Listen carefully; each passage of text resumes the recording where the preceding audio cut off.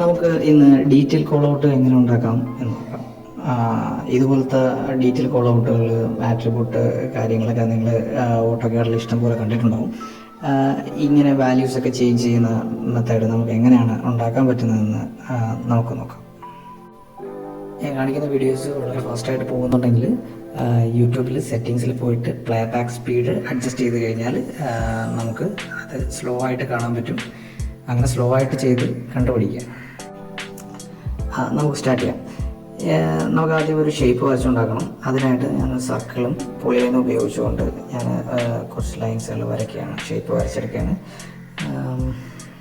അത് കഴിഞ്ഞതിന് ശേഷം നമ്മൾ ആട്രിബ്യൂട്ട് ATT എന്നാണ് കമാൻഡിൻ്റെ പേര് അടിക്കുമ്പോഴത്തേന് ഇതുപോലത്തെ ഒരു ഡയലോഗ് ബോക്സ് ഓപ്പൺ ആയിട്ട് വരും. ഈ ഡയലോഗ് ബോക്സിൽ നമുക്ക് കുറച്ച് ഇൻഫർമേഷൻസ് കൊടുക്കേണ്ടതുണ്ട്. നമുക്ക് നോക്കാം. ഇതിൽ നമുക്ക് ആവശ്യമായിട്ടുള്ള കാര്യങ്ങളൊക്കെ ഫില്ല് ചെയ്ത് കൊടുക്കാം. ഞാനവിടെ ടാഗിൻ്റെ കൂട്ടത്തിൽ ടാഗിൽ തന്നെയാണ് കൊടുക്കുന്നത്. പിന്നെ ജസ്റ്റിഫിക്കേഷനും ടെക്സ്റ്റ് ഹൈറ്റുകളും അങ്ങനെ തുടങ്ങി നമുക്ക് ആവശ്യമുള്ള അഡ്ജസ്റ്റ്മെൻറ്റുകളെല്ലാം കൊടുക്കാം. അപ്പോൾ ഒരു ആട്രിബ്യൂട്ട് ക്രിയേറ്റ് ആയി. ഇനി നമുക്ക് വേണ്ട സ്ഥലങ്ങളിലേക്ക് കറക്റ്റായിട്ട് ഇതിനെ പിക്ക് ചെയ്ത് വെക്കാം.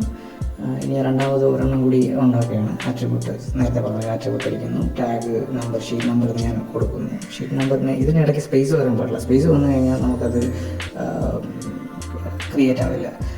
അതിനകത്ത് ഡീഫോൾട്ട് കിടക്കുന്നതിനകത്താണ് നമുക്ക് വാല്യൂസ് ചേഞ്ച് ആകുമ്പോഴത്തേനും അവിടുത്തെ വാല്യൂസ് ചേഞ്ച് ആയിട്ട് വരുന്നത്. നമുക്ക് അവസാനം നോക്കാം അതെങ്ങനെ വാല്യൂസ് ചേഞ്ച് ചെയ്യുന്നുള്ള കാര്യം.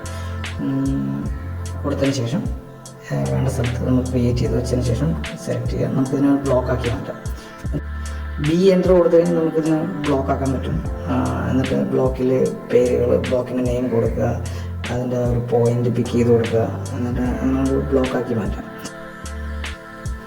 ഇതേ പേരിൽ വേറൊരു ബ്ലോക്ക് ഇതിനകത്തുള്ളതുകൊണ്ടാണ് അത് പിന്നെയും റീഡിഫൈൻ ചെയ്ത് ഞാൻ റീഡിഫൈൻ കൊടുത്ത്.